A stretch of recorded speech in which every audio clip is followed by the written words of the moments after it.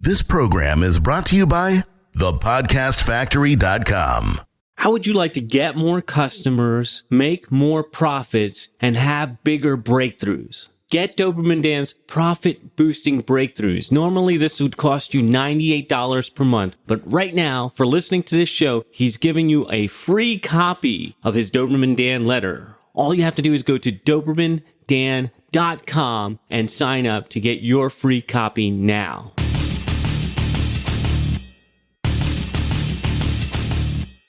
Prepare yourself for the uncensored, nothing held back, no BS reality of how business and life really work. Doberman Dan is off the chain. You are listening to the Off the Chain Show. Welcome back, Canine Crew, to another edition. And once again, your man Doberman Dan has another interview lined up for you. But first, Dan, let's just talk about a hotline. Let's talk about a hotline. I got something new here. So we have an official off-the-chain hotline. We want to hear from you. That's what this is all about. No, Dan wants to hear from you. I do not. Okay, so Jonathan doesn't want to hear from you, but that's okay because the calls will come to me. And so here's how it works. This is like some extremely 21st century high-tech stuff. You will call a phone number. Whoa. And it's going to say, hey, this is the Off the Chain hotline. We'd love to hear from you. So share your thoughts at the tone.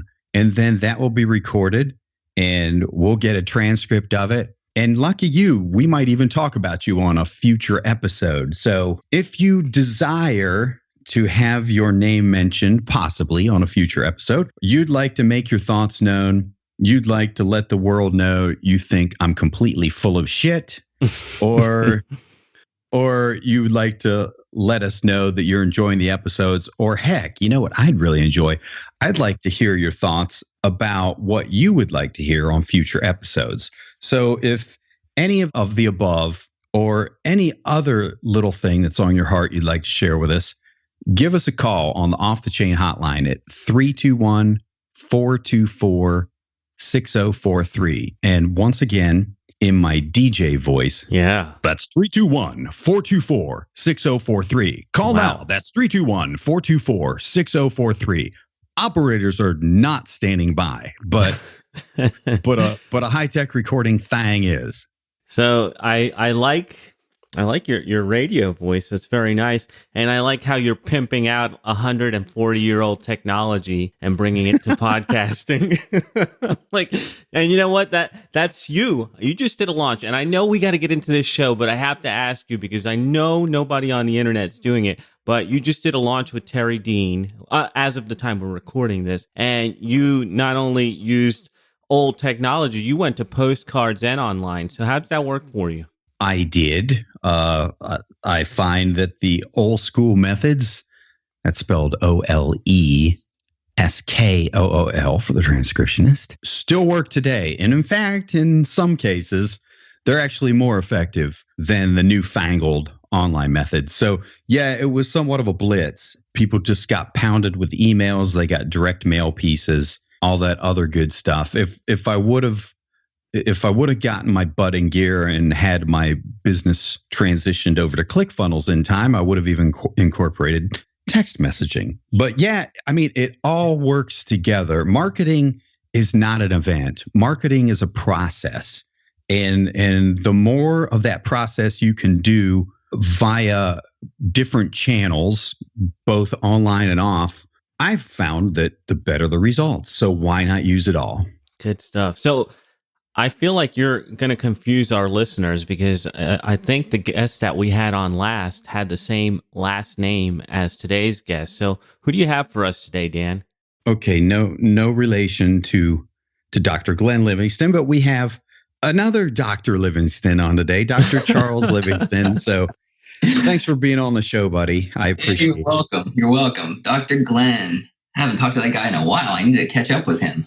So you know Glenn, huh? I do. He's a super nice guy. I think he just moved to Oregon, right? He did. He's in Oregon now and having the time of his life. And you've got to hear this episode with Glenn. I have a unique gift. I seem to bring out the precocious 14-year-old in people. And it was so fun. It was so fun to hear Glenn, me being the bad influence, him, talking about 14-year-old humor with me. It's a fun episode, so check it out. We'll check it out. So I've been looking forward to this. I appreciate you doing this. We met fairly recently through one of my nights in the Marketing Camelot, Sir Nate of Rifkin, and you also attended my most recent mastermind event. You are the proverbial serial entrepreneur, doctor of chiropractic also. But I want to hear about how you found your way into this weird world after becoming a chiropractor. How did that process work? Yeah, absolutely. Well, I went to chiropractic school, and okay, let me start here. In kindergarten, my best friend in the world, knew each other since kindergarten. We grew up together, high school, cheated off me in high school. We went to college. He was actually going to study to be a gym teacher, and then he switched to computer science. And during this whole time, I already knew I was going to be a chiropractor, right? I'd shadowed one. I was like, this is my goal. I want to be a doctor. I want to be a chiropractor. So I go off to chiropractic school after college. He starts online. And by the time I'm out of chiropractic school and $100,000 in debt, he's already a millionaire. So I come back and I'm like, what did you do? I'm like, we're both 26 years old. He's got zero debt, made $1 million.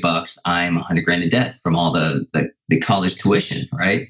So I went, we stayed in touch. I went and practiced for 5 years. Finally, he was just crushing it more and more. And he was like, look, dude, like, why don't you take it easy?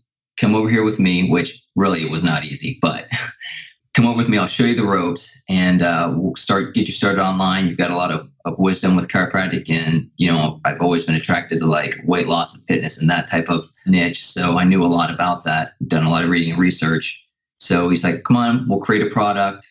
And literally he started me in customer service, except he started me in customer service for software. And I had zero computer background at all. So I learned really fast how to troubleshoot software. And so literally I started at the bottom. During this time, I was just taking any type of internet marketing course I could get my hands on. I was, going to all types of forums and just inundating myself with information, trying to learn what online marketing was, if marketing for that fact, because I came from 100% science background. I think I had like one business class my entire career from, high school, college, all the way through chiropractic school. They gave me like one business class. So that was the extent of that. So I was working with him. I started writing a page a day to create a digital ebook for weight loss, which is now known as Fat Loss Factor. So after doing that, we, launched it, failed, didn't do too well, made some tweaks, had to change some of the sales copy. Then we hit it big. And this was during the time when, all, Google was, fair game for everybody. So we got up there, we started converting really well. And one day, I think we made like $13,000 that day. And then the next day, Google went through and just shut everybody down. So we went from $13,000 a day to zero. Ouch. Yeah. So after that, we literally started all over again, had to rebuild the sales letter. I mean, we wasted, the first sales letter completely bombed. That was like $15,000. And so we went back and redid it, and we ended up writing it ourselves. I gave the hooks and, did a lot of the research, and my buddy, he wrote the copy. And, after tweaking it a few times, the second time around, we finally created something that worked, and it took off. And from there, we went, from the bottom of ClickBank all the way to the top. We ended up keeping number one spot for 2 years with Fat Loss Factor. So that was kind of my beginning. And from there, we held that for a couple of years. And the CEO of Stansberry Research at that time, who was Matt Smith, he came up to me at one of the conferences. I think it was Traffic and Conversion Summit. We were talking and stuff. And he's like, look, man, you've got an offer. 6 months, somebody's going to create a better one. This is all going to go away. So what's your move? And so at that point, I'm still young in my career. I had no idea what I was doing. And I'm like, oh my gosh, So I started freaking out. And so me and my partner came back and we did a little brainstorming, and what we ended up doing was taking this digital ebook and creating a supplement company, iterating it into a supplement company. And that's how Perfect Origins was launched. And from there, I went to another conference. Do you see a pattern here? I do. I'm seeing that the more conferences you go to, the more money you make. Yeah. So at this next conference, we created this supplement, and me and my partner, neither of us were big at driving traffic, but we knew more about the conversion side. So I approached my now partner and Perfect Origins goer, and I was like, hey man, check this out, see what you can do with it. And he's like, okay. So he puts it up and starts running traffic to it. He comes back to us I think a week later. He's like, do you have any idea what you have here? And we're like, nope. He's like, I got this profitable on Google with no upsells, and I want a piece of this. Let's add some upsells. Let's create a big business out of this. I can blow this up. So that year we ended up doing, I think, 10 million in revenue. And we've been able to hold that for the past few years until recently, which is something we will talk about with the changing landscape and stuff. But it's been a wild ride so far, man. I've pretty much zigzagged my way all over this whole online marketing. There, can I point out a couple observations about what you said? First of all, the fact that your friend got you into this, I find that a little unusual, because I've been doing this stuff 22 years. And guess how many of my friends, people I grew up with who knew me back in the day, and even newer friends who are not internet marketers, how many of them, take a guess, have expressed an interest at what I do? Like they said, Dan, you don't leave the house. You're like J.D. Salinger. You live in your underground bunker guarded with a 50 caliber machine gun. You have all these gold bars stacked up in there, but we never see you do anything. So wouldn't you think that would at least elicit some curiosity? You would think. Not a one, dude. Not a one. Not my family, not my friends. No one has ever asked, Dan, I think what you do is cooler than what I do, going to a job I hate, making a wage that barely covers the bills. Can you show me what you do?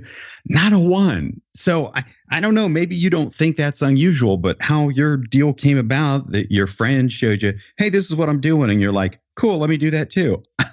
I don't see that much.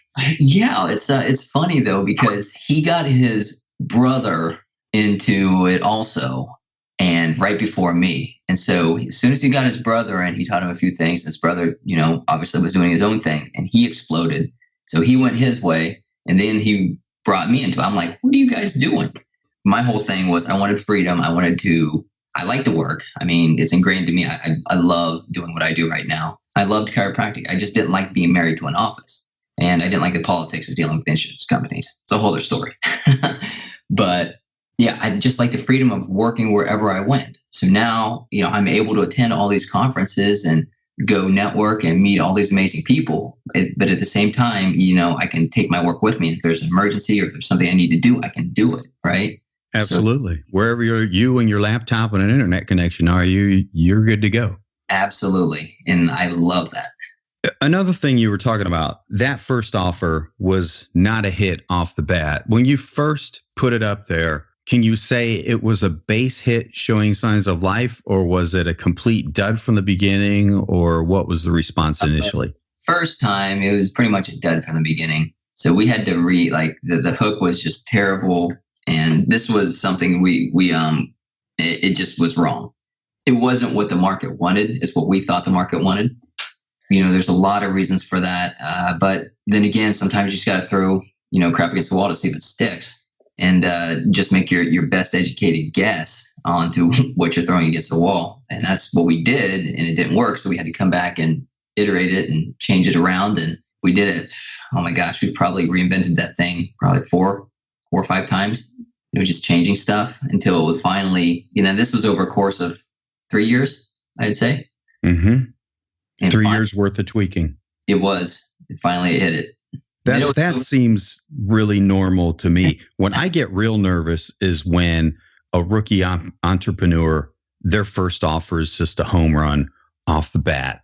Because one way or another, in our world, it seems that there are challenges to be overcome, and they either happen in the very beginning, but in the people who've got the balls to stick with it, like you, take the time and invest the energy and capital to make it work. I know people who have had that big home run right off the bat, and they think that they can do no wrong and this is going to always be like this. Their challenges always come later. But I've seen in most cases that their challenges are way worse and way harder than the people who have to go through the challenges in the beginning and all the tweaking.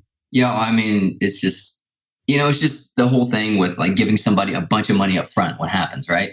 If they've never had that much money before, you just throw a bunch of money at somebody.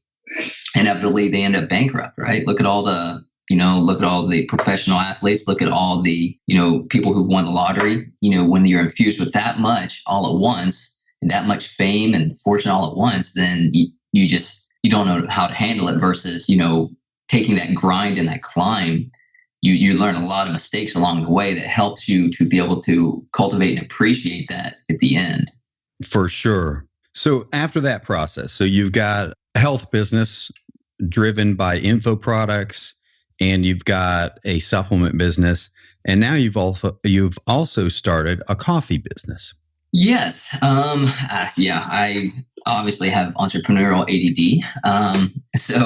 The digital products I don't do a lot with anymore. It wrote its time. It's probably something I might go back and visit later, but I still have the email list, right? So it's still, we still mail it and stuff. And then with the supplement company, that's kind of my baby right now. Just trying to grow and scale that. And then the coffee company just kind of fell in my lap. They sent me this coffee and I was like, this is the most amazing coffee I've ever had. So I was in talks with the farm down in Nicaragua, and they were just like, they made me an offer I couldn't refuse. So I went ahead and I brought it to market here. And, it's been one of those where I've taken some of those mistakes I've made with the supplement company, and I've, made sure I didn't make these same mistakes with this company, but I've also changed the focus on this one even more on our supplement company. We've changed to a very customer focused model, which I think, every business should be, but, we even more so, we're like obsessed. Like our customer service is A+++ for the supplement company. And I did the same thing with the coffee company. And, basically whatever the customer wants and needs, I'm always answering, I'm always replying. And this one I'm doing at first by myself. I just hired somebody, but because I wanted to feel the niche. I knew nothing about the niche, right? I just wanted to feel what the customers were asking, what they were needing. So I'm doing all the customer service. I write all the emails. I do everything. I manage the store. We use Shopify. And so I'm just trying to get a feel of what this niche is all about. And coffee people, once they hook on, man, if they like your coffee, you'll get orders for, I like Christmas Eve, I had some 80-year-old woman order $400 in coffee from me. I love her. I love customers like that. I do. And I was like completely shocked. And I took it over the phone because she couldn't figure out how to do it online. But yeah, I have people order, they're on their 11th, 12th order already, spent thousands of dollars in coffee in less than a year. Wow. People are obsessed with this stuff. We copywriters always have these cute little sayings like, you want to sell porn to dirty old men. You want to sell crack to addicts. Well, coffee definitely fits into that category because, man, and I'm speaking from personal experience too, because I love coffee. It's my favorite vice. Well, my favorite vice now. I had some other favorite vices in the past, but I got away from those. So it's like, I think that seems to me to be like an addicted audience. When people love their coffee, they love their coffee. I would 100% agree. It's just one of those things that people are, once they find something that tastes good, they want to stick with it. If it makes them feel good, they want to stick with it. And it's the supplement niche is very similar to that too. I love consumable niches, things where you can have the opportunity to keep selling something to the customer. But at the same time, when you have that, it is your duty to create a product that is, your product is your longevity in a business when it comes to, your lifetime value with customers.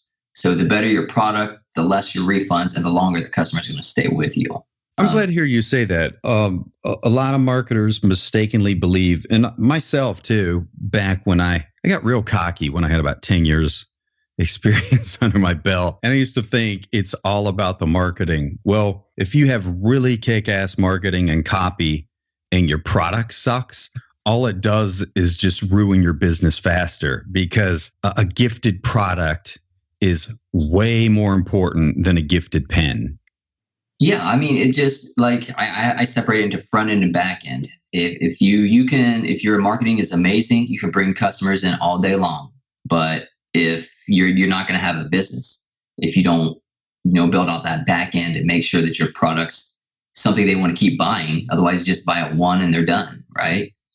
That's right. You just spent a lot of money to do that, and money you could have probably enjoyed a lot more pissing away in Las Vegas than just, building a revolving door business. Yeah, no, I 100% agree. So I put a lot of focus right now. I think that's probably one of my strengths, is just the focus of the back end. It's one of those things where, like you always hear, know your strengths. You need to know what your strengths, and then you focus on those. But then you're like, I don't know what my strength is, right? So I've been spending the past, year or so trying to really dial in and figure out what is my strength with marketing. And I finally have concluded I think it's more on the back end than it is in the front end, because I don't drive traffic. I don't write copy very well because I don't practice it. And it's not something I enjoy. I can write emails, but I'm a slow email writer. So when I write one, it takes me like an hour to write an email. But I mean, I'm okay with that because I like doing it. And I think it makes me a better marketer just doing that. So I still write emails. But yeah, I think the whole back-end experience and this strategy of the back-end is where kind of my strength is, and where I'm starting to focus more on just how do we keep customers, and how do we, give them an experience where they don't want to leave you. And it starts with, the product and customer support. So that's how you should build your company, I think, is, when you're creating a company, make sure your product is legit. And then also make sure that your customer service is bending over backwards, because what happened in the supplement company for me was our customer service wasn't dialed in, and we were just, we did 10 million that first year with a customer service. I think we had like 2 or 3, reps, which cannot handle that volume, and mistakes happen. We didn't have our procedures dialed in. And then all of a sudden we see all these bad reviews pop up on all the review sites. And that just steals, hundreds of thousands of dollars from your bank account, because people read the reviews and then they won't order from you. All based on somebody's negative review of a customer service. They could have been just like one bad time, right? So we are very careful on how we do. Obviously, you'll never make everybody happy. It's your positioning and how you go about it is what we figured out. And how do you leave them, right? So sometimes, absolutely. Sometimes it's better just to, break your policy and, give them the refund if they're going to go nuts on social media, because that's going to cost you way more. Yeah, for sure. It's funny, like the problems you experienced back then when you didn't have customer service dialed in like you do now had nothing to do with your product. It had nothing to do with your marketing. It was just the weak link in the chain was the customer service, which caused all the problems. And a lot of marketers forget about that's not just an afterthought. That's just not an after the thing sale. That's part of your marketing. Yeah. Oh, you want to hear one of my big mistakes I just made?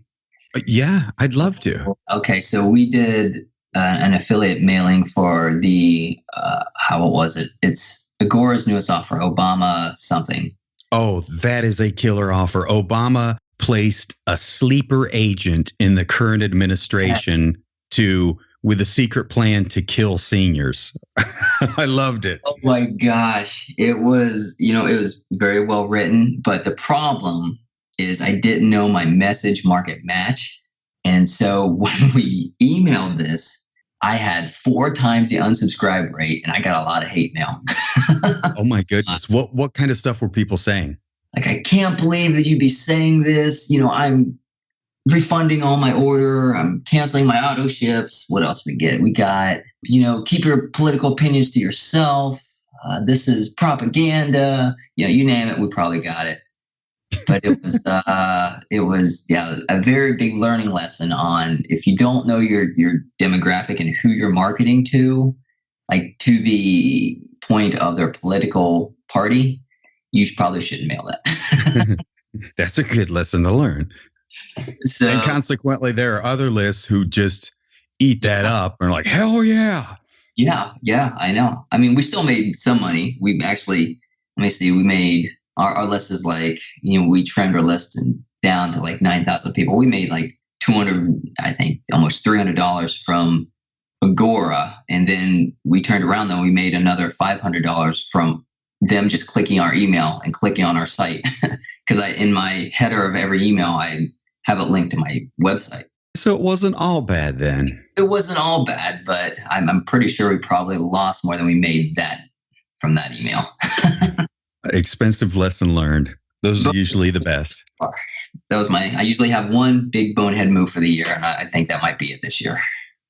Just one? Well, then you're way ahead of the rest of us then. But that's usually one that'll take the cake. What's up, K9 crew? I know things were just getting interesting there, but we got to cut it off. So we'll be back next week with the rest of the interview with Dr. Charles Livingston. Thanks for tuning in, and we'll see you next time. K9 crew, before you run off, I want to remind you, Doberman Dan has set up an off-the-chain hotline. Call in, tell us you love us. It's even better if you tell us you hate us. It doesn't matter what you say. All you have to do is call in, leave a message. The number is 321-424-6043. Again, off the chain hotline, 321-424-6043.